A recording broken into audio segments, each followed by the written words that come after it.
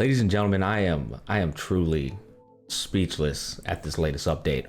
I gotta go to work in literally 1 hour. I wanted to at least make a video discussing an overview of the update with you guys and my thoughts on it and how I feel about it.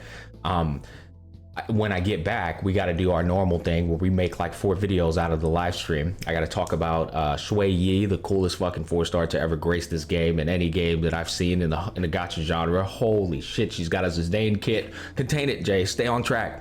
We got to discuss my boy Dr. Ratio. I'm going to be a Dr. Ratio main. I love him to death. I love what he stands for, Cure Idiocy. We also got to discuss, of course, Ruan Mei and why I said she's gonna like break the meta and all that good stuff. So we got a lot of work to get done, and we're gonna get it done. But I wanted to at least discuss the overview. Also, if you can't tell, obviously I am like in a blissful mood after this update, as I'm sure the whole entire Honkai Star Rail fan base is. I know you guys are probably looking for me to like shit on the Genshin stands. Not fans, stands. I know you are looking at me to tease them, but I'm not, bro. The update in and of itself just speaks for itself, right? But let's go ahead and get into some of the things that I put down, because this is just it's insane. This is just a lot of shit that just was revealed in 1.6. Holy hell. All right, so first half of the banner phase for 1.6 is going to be Ruan Mei, but it's not just going to be Ruan Mei. It's Ruan Mei with good 4-star characters. One of them is a god tier that no matter who comes out, her value remains to be at the top, at the peak of the mountain. Ting Yun. That's such a W, because Ruan Mei is the most valuable character coming into 1.6, hands down, and her value is going to hold.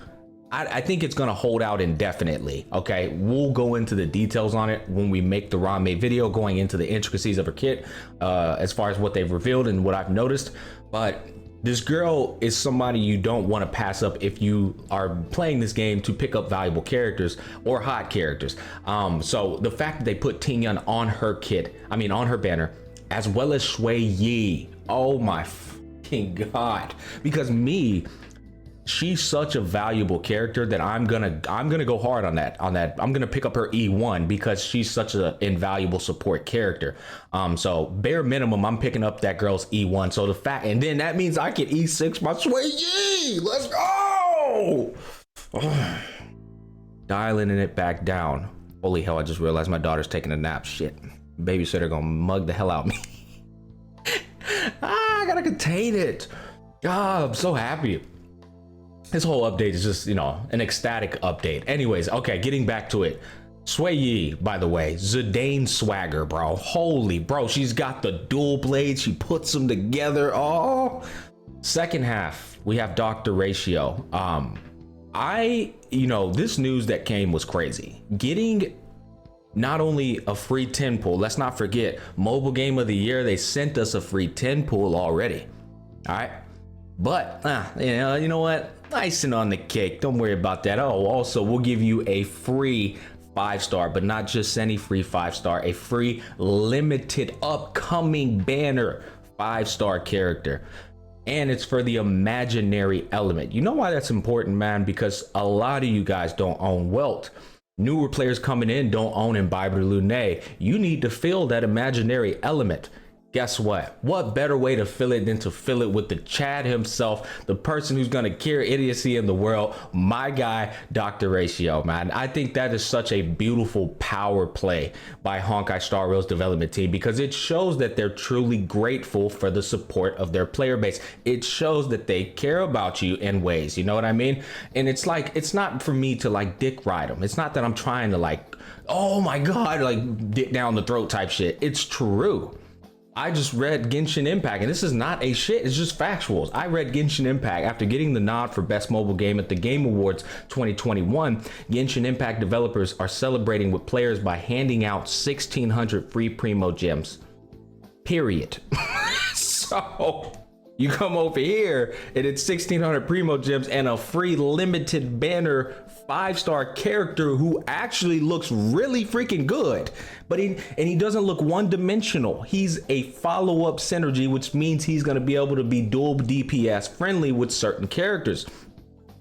So you cannot overlook this kind of thing when they do, and you have to acknowledge it. It's important to acknowledge it, because It's sending a message that says they want you to continue playing their game. They are listening to us as a team because they're updating the simulated universe. They're updating the elements of the game, not just one element of the game. You know what I'm saying? Not just story.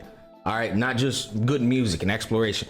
Oh, we also have an end game. Yeah, let's update these elements too. They're doing everything in their power with the resources that they have available to them to ensure that their player base is happy. Now, is it a perfect game? No, it's not, but god damn it, you gotta give the flowers, bro. You know, if you don't give the flowers, you're an absolute fucking hater who needs to do some self-reflecting. But getting back on topic, guys, updated simulated universe, huge power play, right? It looks like they've taken some of the resources that they used in the what is it called, the swarm disaster, and they put it into the simulated universe. Again, taking resources that are already pre-existing in the game and doing what you can with them to try to improve other elements, because probably on the time schedule that they have, they may not be able to incorporate newer elements. That's fine. It is like a 5 to 6 week schedule.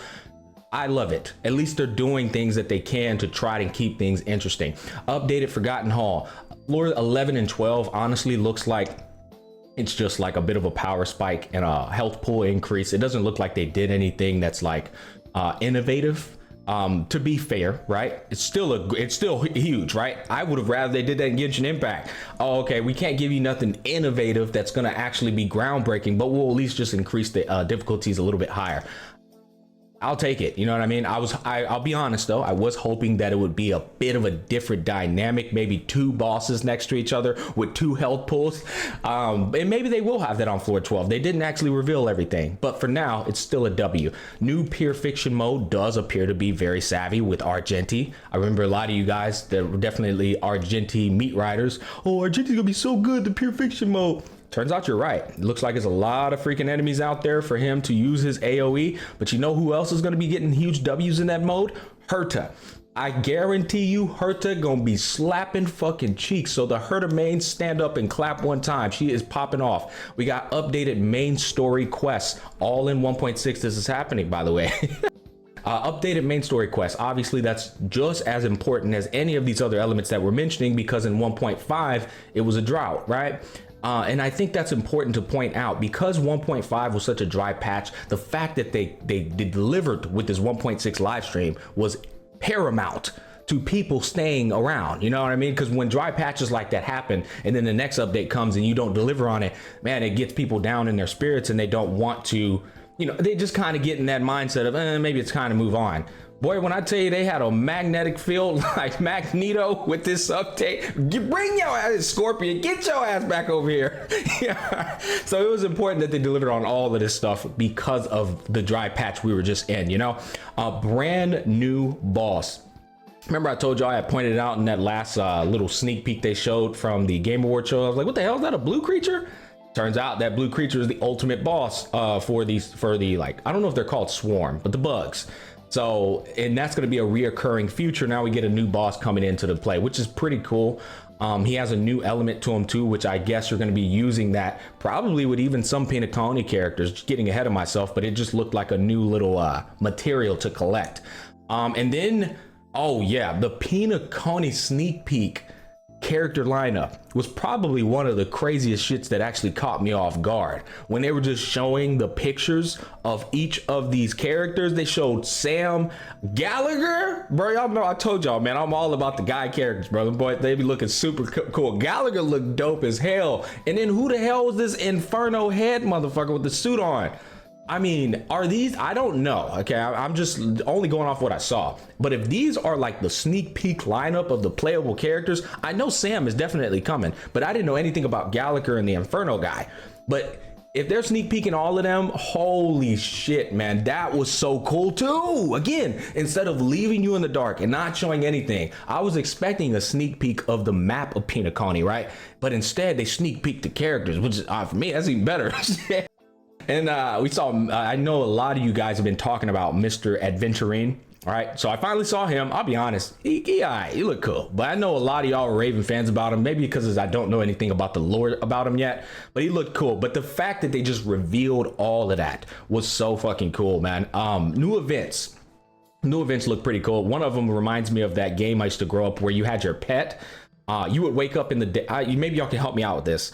Again, showing my age here, but we would wake up and we had this little pocket pet, and you would feed it and nurture it, and then it would like grow and evolve and stuff. It was really cool. But I feel like one of those events reminded me of that. And the other one, as well as the updates to some of the modes, I got to do a hands-on experience. It's always kind of hard to see what exactly we're doing in those events until they drop in the game. Oh, and let's not forget, in Pure Fiction, you also are going to be getting a free 4-star links, which again is very nice for the free-to-play players who may not have their healers, you know, put together yet, who may not have 2 reliable healers. So getting that links, that's another huge W.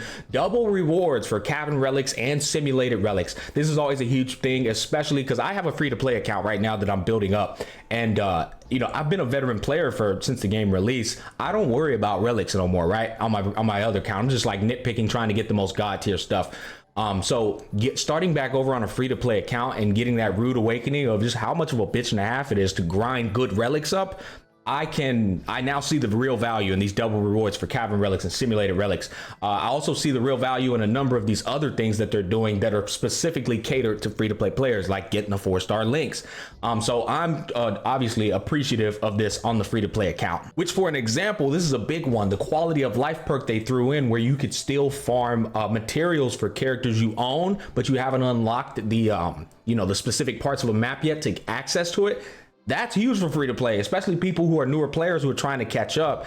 I had to deal with links, for an example. I got her very early on my free to play account, but all of her materials were on Xian Show, and obviously I couldn't gain access to them. So she was in the back with Amber because I ain't have no choice but to put her in the back with Amber. So it's things like that that's also huge that they revealed in this update. And then finally, last but definitely not least, got that beautiful free 10 pull as we normally do. Common Honkai Star Rail W, put it in the air one time and there it is. So yeah, man, round of applause, bro, for the Honkai Star Rail development team. Thank you guys for providing us with constant banger content. Me personally, I actually feel like whether you're listening or not, you're at least giving it the best effort that you possibly can to improve this game on a month-to-month basis, seeing as it is a live service game. Because the reality of it is, a lot of these games in the gacha space, you don't really feel that effort being put in there. It kind of just feels like it's being milked. I have yet to feel that from the Honkai Star Rail development team. I truly feel like they're giving it their best effort. Flowers to you guys. Let me know what y'all think down below, please. I'd love to hear your thoughts. As always, peace, love, and happiness. I gotta get to work, but we'll be back. We got a lot of work to get done today. Y'all take care. I'll catch you on the flip side.